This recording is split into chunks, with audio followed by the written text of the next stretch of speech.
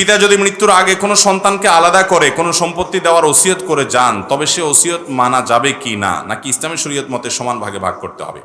কোনো পিতা যদি জীবদ্দশা ওসিয়ত করে যান যে আমার অমুক ছেলেটাকে তোমরা ওই জমিটা দিয়ে দিবা, বাকিগুলা ভাগ করবা, অমুক মেয়েকে দিবা, বাকিগুলা ভাগ করবা, এরকম যদি ওসিয়ত করে যায়, তাহলে সে ওসিয়ত গ্রহণযোগ্য হবে না।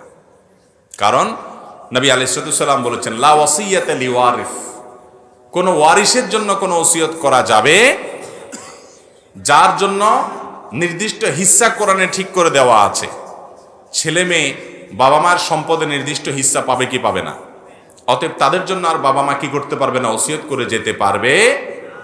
তাহলে ওসিয়ত কার জন্য করতে পারবে? ওসিয়ত করতে পারবে এমন ব্যক্তির জন্য যে ব্যক্তি তার ওয়ারিস না।